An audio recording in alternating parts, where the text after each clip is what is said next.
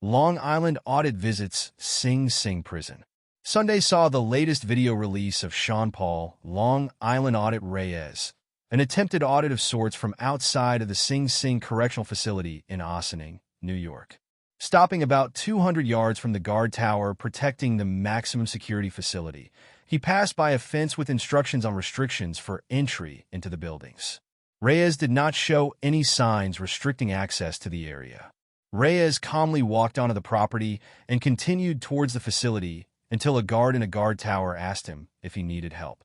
A female security officer then drove up and asked him what he was doing in the area. The YouTuber explained that he had every right to be where he was as there were no signs limiting access to the public. When the female guard pointed out that there were posted signs saying that it was state property, Reyes questioned the meaning of state property. In Reyes' explanation, state property was paid for by the public, making it public property. As a taxpayer in New York State, it meant that it was his property and he had every right to access it, especially since there were no signs restricting access.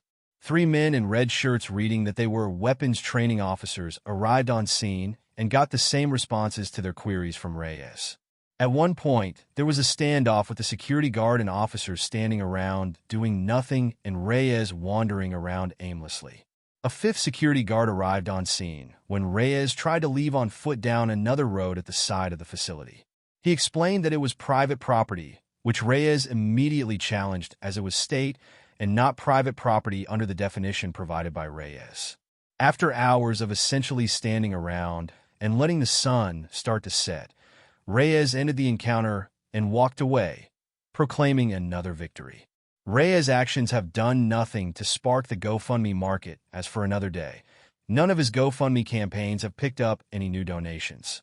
Saturday was actually won by our own ongoing expenses campaign, which saw a $10 donation to win the day. We still need your help.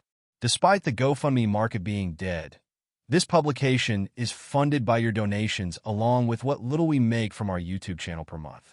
While we did achieve full monetization on YouTube, we still need help to get through monthly expenses and keeping the lights on to bring you the paper and the newscast each day. If you can afford it, please consider donating to the GoFundMe run by this very channel. All proceeds literally go to keeping the lights on, eating, and writing news stories to feature here and on ReallyCoolSite.org.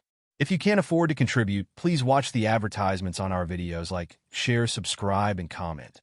You can help by doing next to nothing, and we thank you in advance for pitching in.